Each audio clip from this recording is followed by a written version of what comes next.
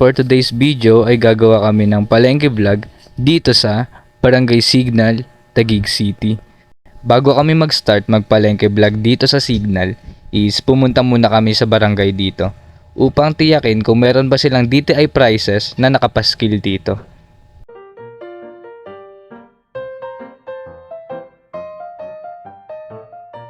So ayun guys, sasamang palad is walang DTI prices na nakapaskil sa Barangay Signal. Ang sabi ng barangay staff kay Mr. Rafinian is, ang DTI prices nila ay matatagpuan sa mismong DTI.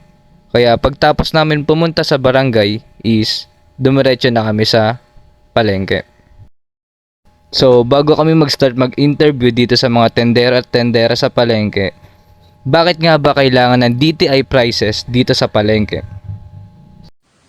DTI price ay naglalaman ng SRP o tinatawag na Suggested Retail Price para sa mga basic necessities and prime commodities. Ang DTI ay may tungkulin na tiyakin na ang presyo ng mga pangunahing kalakal, gaya ng bigas, karne, isda at iba pa ay hindi lumalabis sa tamang halaga. Ito ay nagbibigay proteksyon sa mga mamimili mula sa pagtataas ng presyo. Sa pamamagitan ng pag-aalok ng mga opisyal na presyo ng mga kalakal, na ipapahayag ng DTI ang tamang impormasyon sa mamimili at mga nagtitinda. Ito ay makatutulong sa pagpapababa ng kawalan at pagtataas ng kompetisyon sa merkado.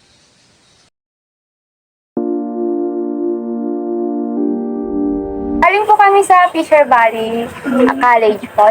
Pwede po ba kayong matanong kahit isang katanungan lang? Pwede po. Yung una pong namin tanong is, magkano ang itinaas na presyo ng produkto kumpara sa nakaraang presyo po? Ito, sa pangga naman, malaking tinaas. Siyempre, hindi na season ng mangga. Naging malaking epekto po ba yun sa inyo? Siyempre naman. Marami pa rin po ba kayong mga customer? Marami pa naman. Yung mga, kailangan nila yung mangga. Yung mga ginagawang graham. Okay po. Ayun lang po. Marami pong salamat, Ate, sa inyo. Thank you po.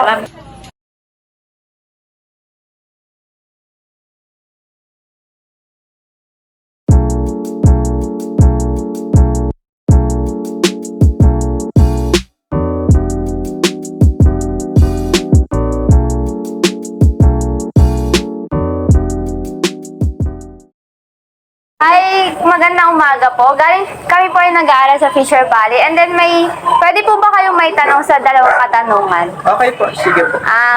Yung unang katanungan po, magkano ang itinaas na presyo ng produkto kumpara sa nakaraang presyo? So, nababalitaan po naman natin na maraming mga balita na nagtataas sila ng presyo. Ano po yung itinaas ng produkto kumpara sa nakaraan?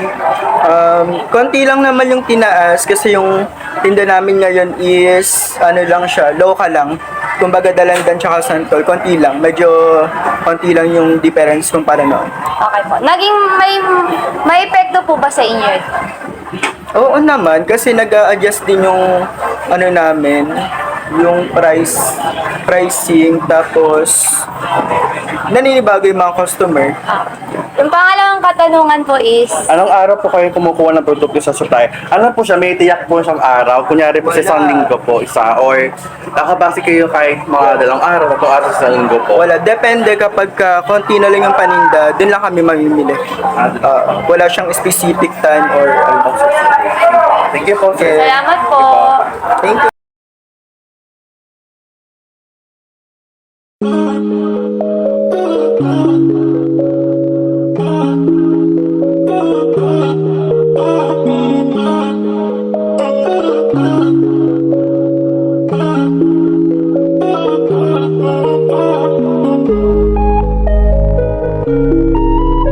Hello po, good morning po, Nay. May mga ilang tanungan lang po kami, Nay, for school vlogging.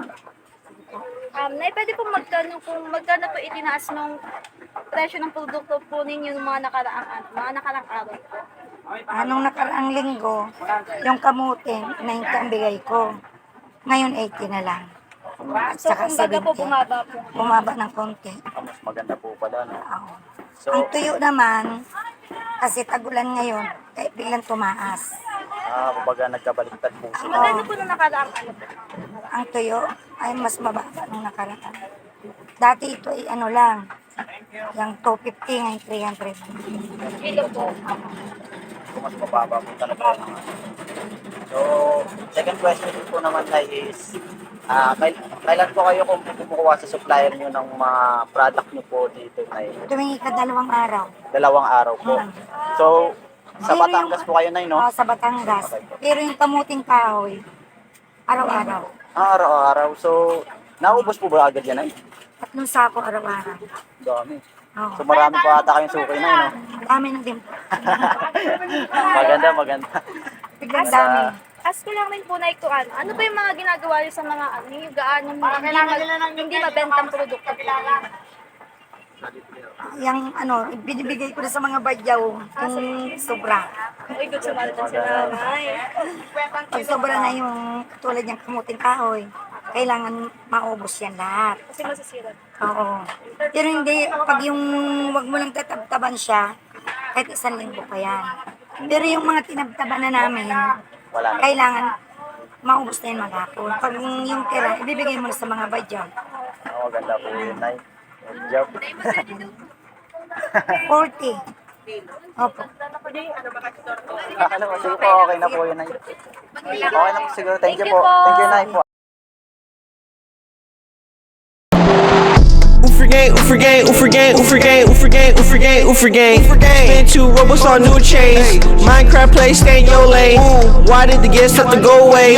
Shout out to the guests that got thrown away. But you know the bacon hits are here to stay. Ufrigate.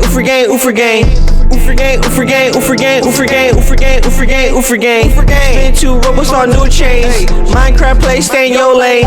Why did Po kuya, pwede po namin matanong kung magkano po itinaas po ng bigas kumpara po nung nakaraang presyo nito? Ay ngayon, medyo bumaba ng konti. Magkano po ipinaba ng sandal? Yung Dinorado dati, 141 ngayon, 1380 na lang. Tapos po, ano pong araw kayo kumukuha ng ang product niyo po sa supplier? Sa isang linggo, 2 beses. Pwede po ba namin malaman kung saan po kayo kumukuha? Isabela. Sa Bella. Yun lang po, thank you po. Thank you po. Thank you po kuya. Thank you kuya.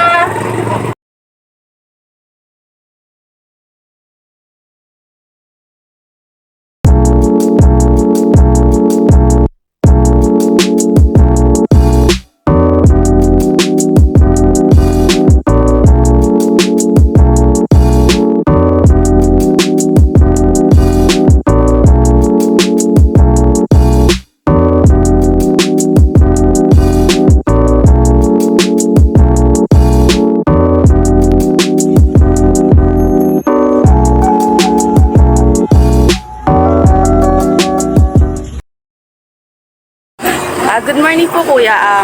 Ask ko lang po yung kung magkano po ang tinaas ng presyo ng produkto kumpara sa nakaraang presyo. Nung ano ba, yung pandemic ba? Opo. Nung na-pandemic pa is, ang prices, hindi naman siya tumaas. Parang ganun lang. Pero ngayong, wala nang pandemic, medyo yung presyo tumaas talaga siya. Parang magkaiba yung presyo ng pandemic. Tsaka ngayon, tumaas ngayon, kumpara dati. Tanong ko lang po kuya, anong araw po kayo kumukuha ng produkto sa supplier? Araw-araw, pag kailangan namin ng pumunta ng Divisoria, ganun, mamimili pag wala ng stock.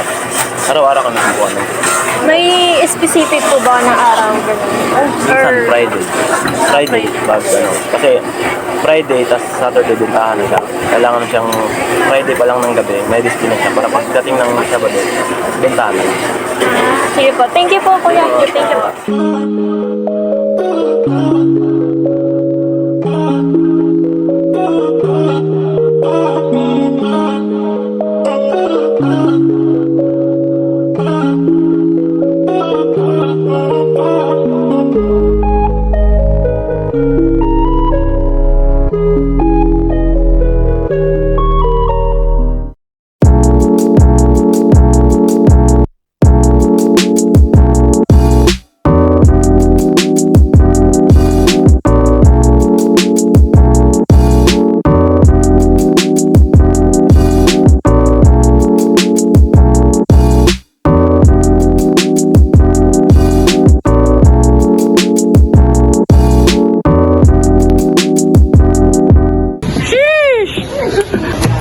Angas ni Mekos Mekos.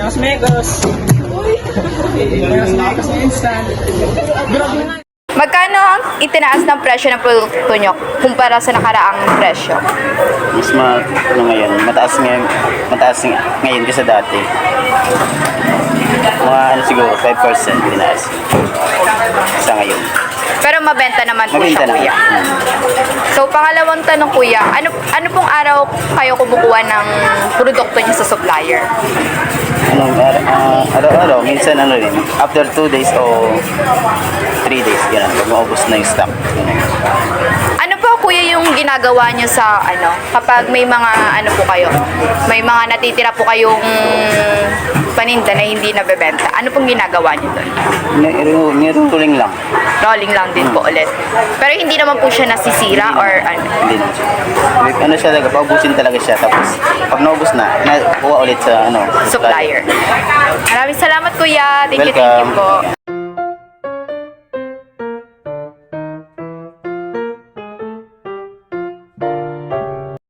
May konting katanungan lang po kami.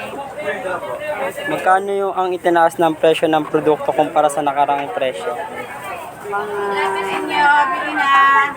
Sa 1 kilo, mga 20 pesos. Saan fish po? Tulad dito, dati 180, ngayon 200. Parang araw-araw po siyang tumataas. Hindi naman. Tuwing kailan po tumataas to? Siguro lalo na pag may bagyuhan, yan, tumataas. Mga Tapos, yung ganun. anong araw po kayo kumukuha ng produkto sa supplier? Gabi-gabi. Daily na po yun, Oo. Thank you po.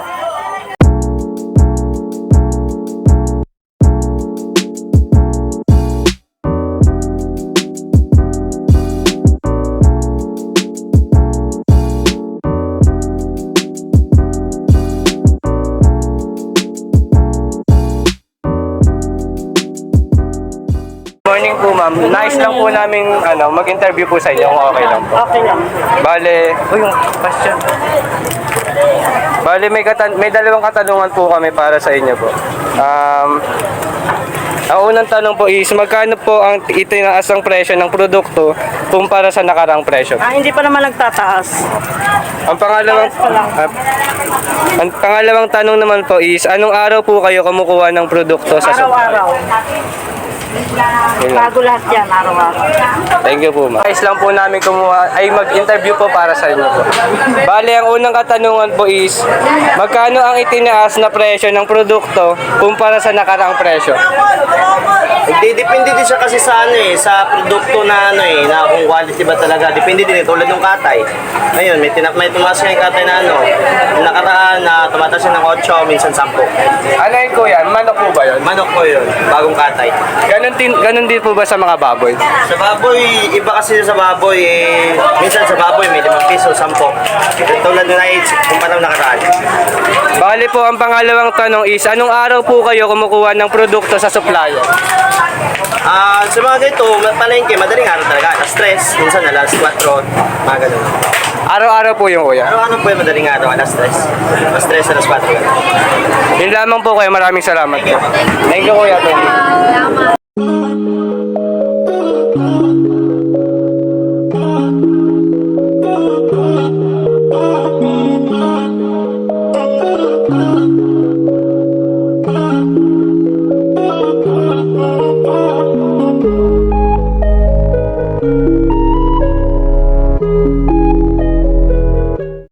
Taas lang po kami kung magkano po yung tinaas ng produkto niya sa nakaraang 5 pesos per kilo yung tinaas ng product na talita sa baboy. Ano po kayo kumukuha ng produkto sa supplier niyo po, kuya? Everyday naman. Everyday naman kami kumuha ng carcass. Bira lang yung hango. Okay po, thank you po. Thank you, kuya.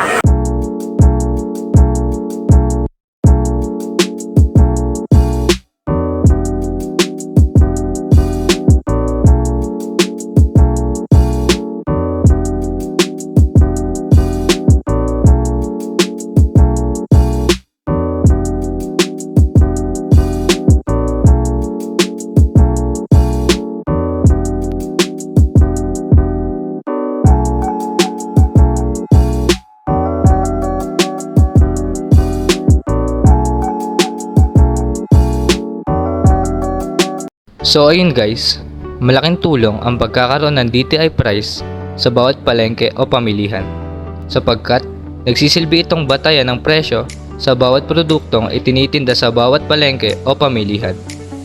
Ang DTI price ay nagbibigay standard price sa bawat presyo ng produkto sa pamilihan o palengke. Kung walang DTI price na sinusunod ay hindi sila sumusunod sa isang batas. For example, presyo ng manok na ang original na presyo ay 140 per kilo.